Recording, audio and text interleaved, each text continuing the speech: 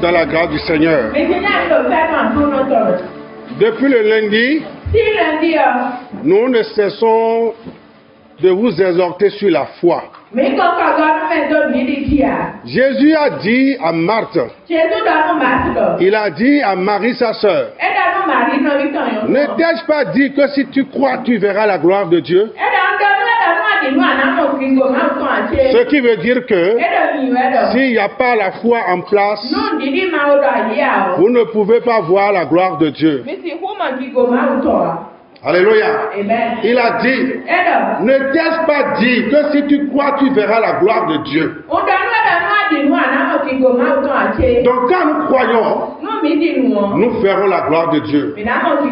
Nous avons bien expliqué les choses point par point, en vous disant que le logos, la parole, donne l'information. Ce qui est écrit noir sur blanc nous donne l'information. Mais pour qu'il y ait miracle, pour qu'il y ait changement, pour que vous puissiez dire gloire à Dieu avec la parole de Dieu, il vous faut la révélation de la parole.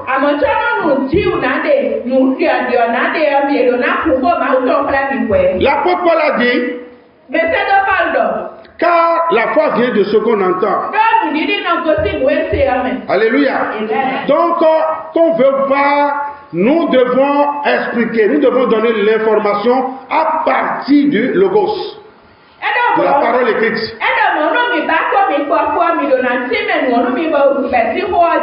Et la parole écrite maintenant, lorsque vous écoutez cette parole écrite,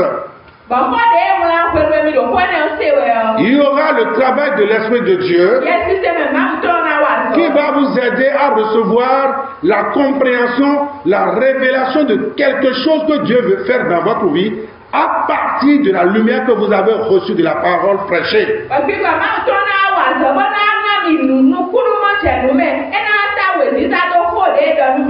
Nous avons dit, vous pouvez écouter la parole de Dieu. Mais tant qu'il n'y a pas une révélation qui vous vient pendant la parole qu'on vous prêche, il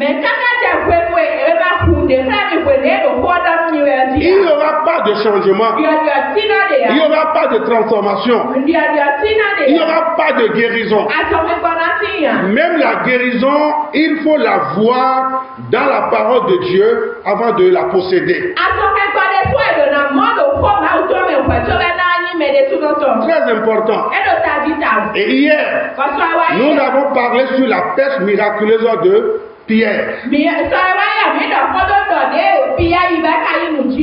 Pierre était là avec ses compagnons et ils ont fait une nuit bredouille.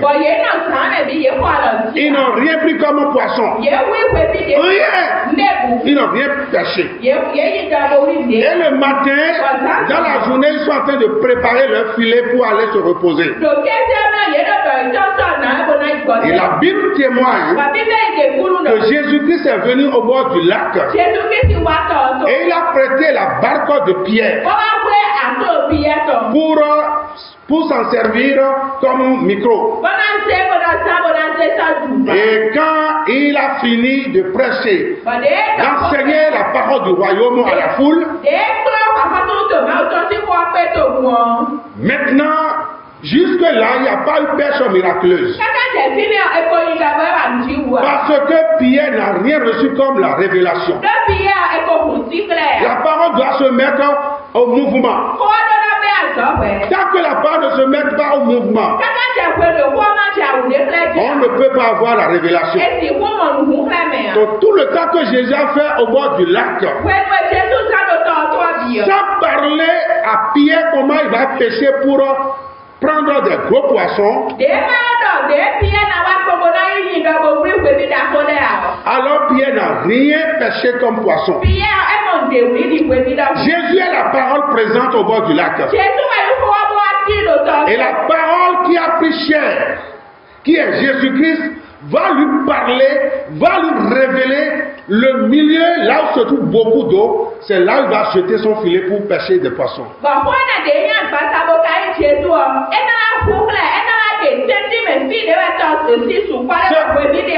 Ce que nous vous disons est très profond.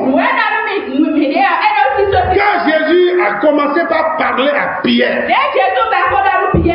pour lui dire, avance en pleine eau et jette ton filet pour pêcher. C'est à ce moment-là seulement que Pierre va vivre le miracle de Dieu. La parole qui est Jésus-Christ va révéler à l'esprit de Pierre l'endroit où il faut jeter le filet. Et Pierre agit selon la révélation de la parole. Lorsque vous recevez une révélation dans une prédication, pendant qu'on vous enseigne la parole de Dieu, c'est-à-dire vous recevez une lumière de compréhension dans ce qu'on vous dit, à ce moment, sachez que vous avez reçu votre miracle.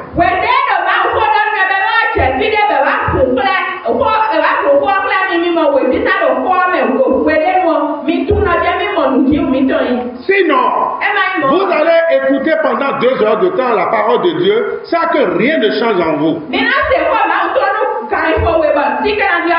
Il faut écouter la parole de Dieu avec un cœur réceptif, un cœur qui est illuminé pour comprendre la parole qui va faire le miracle dans ce que vous écoutez.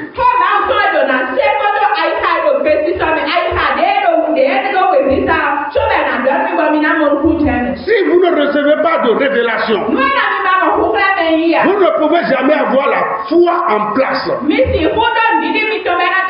La foi commence à partir du moment où vous entendez une voix. Vous avez une conviction qui vous pénètre pour dire, vas-y, ça va marcher.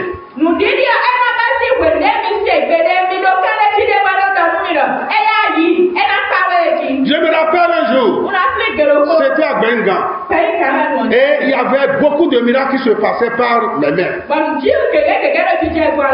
Alléluia. Et je ne sais pas comment les gens apprenaient ça. Et de partout, Bodjel, Kokotomé, Kokodi, les gens venaient à la maison. Et un jour, j'étais fatigué. J'étais dans la cour de la maison. Et maman préparait. Et j'attendais pour manger. Et puis tout à coup, il y a un homme qui roulait fracata. Avec une femme qui est derrière lui sur le siège. Avec son mari qui la tenait derrière, par derrière. Et ils sont venus garer devant le portail. Ma position ne me permettait pas de voir qui était arrivé. Mais selon la position de la cuisine, maman les a vus et elle m'a dit, on a encore amené une femme qui est soutenue par son mari derrière.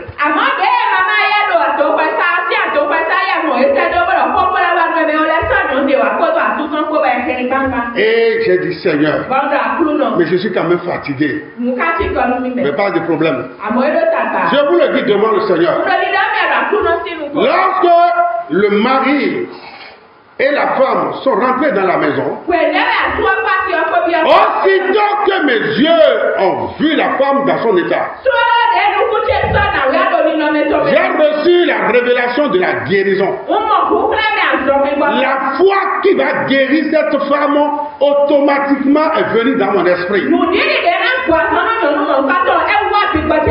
Et je savais qu'elle va guérir. Et c'est dans la cour en même temps, hein, je ne les ai même pas reçus dans mon salon. Ils sont debout et j'ai posé la question, qu'est-ce qui ne va pas? Et le mari me racontait ce qui est arrivé à sa femme. La femme n'allait pas du tout. À peine elle se tenait debout. J'ai tenu sa main et j'ai dit au nom de Jésus que tout ce qui est à la base de ce mal disparaît. Et que maintenant par les merci de Jésus soit guéri. Et j'ai ordonné à son mari de la lâcher. Il ne voulait pas la lâcher parce qu'il pensait que sa femme va tomber. J'ai dit enlève ta main. elle est déjà guérie. Et la femme est restée seule debout. Quelques instants, je lui ai dit, va faire des va-et-vient, reviens. Et aussitôt qu'elle a commencé par marcher, elle est revenue là. Elle est complètement guérie. Elle est retournée à la maison complètement guérie. Totalement libérée. Celle qui ne pouvait pas marcher seule. Elle est repartie à la maison guérie. Je ne l'ai même pas reçue dans mon salon.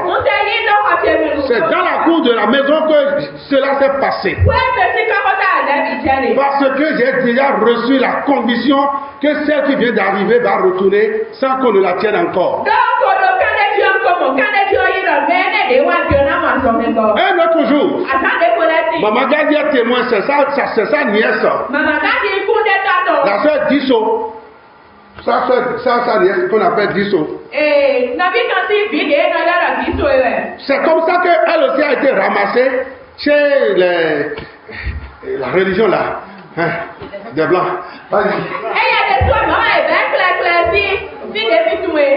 Et puis, on lui comptait des jours. On comptait des jours à Disso. Elle est venue dans mon salon, elle était complètement fatiguée. Et c'était sa tante qui l'a amenée. Avec sa maman qui était déboussolée. On m'a averti qu'elle va venir. Qu'on est en train de la ramasser de là où elle se trouvait à Kassoto, dans le pouvoir de Kassoto. Aussitôt que la nouvelle est tombée dans mes oreilles,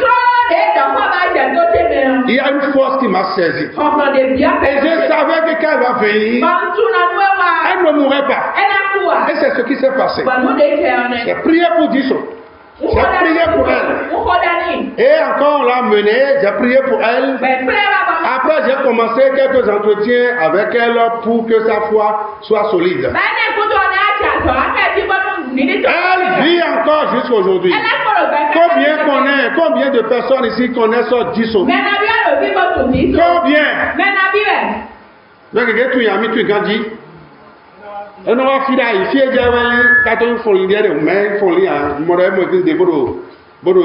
Alléluia. Amen. Praise the Lord. Mais c'est comme ça qu'elle a guéri. Elle mourait. Mais Dieu l'a guérie. Dieu l'a libérée. Si je me mets à raconter combien de miracles de guérison, je ne peux pas en finir. Mais chaque fois, il y a toujours un petit corps de ça va marcher comme révélation dans mon esprit.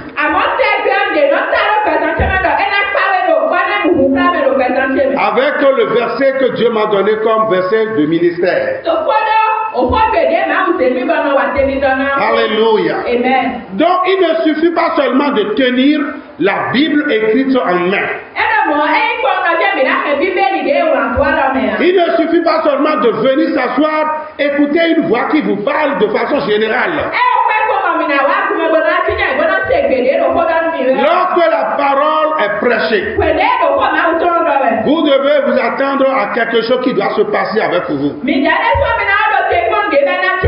Ça peut être une parole de guérison. Ça peut être une parole prophétiquement prêchée pour la prospérité. Ça peut être une parole de restauration. Dès que vous voyez quelque chose dans la parole, ce que vous avez vu dans la parole est à vous. Et cela est une vérité. Par la grâce de Dieu, nous allons relancer notre activité d'évangélisation. Et vous serez témoins de beaucoup de miracles de guérison. Vous allez voir que ce que nous disons est vrai. On n'a pas peur de voir des guérisons.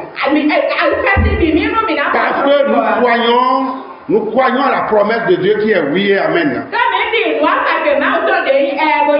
Mais toi qui es enfant de Dieu, est-ce que tu fais confiance à la parole de Dieu? Est-ce que tu crois à la parole de Dieu? Est-ce que tu vis ta vie avec la parole? Ce soir, j'aimerais, comme c'est l'apothéose, c'est la fin de notre semaine de retraite spirituelle,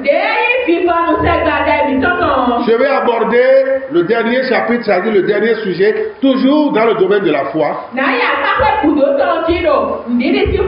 pour aider quelqu'un. Ce que vous entendez n'est pas seulement pour la semaine qui est en train de finir, mais c'est plutôt comme ça que le chrétien doit vivre toute sa vie. Croire à la parole de Dieu, à partir de la révélation que le Saint-Esprit vous aide à avoir dans la parole. Très important. Que Dieu vous bénisse. Nous allons aborder la deuxième partie qui est la fin pour ce soir.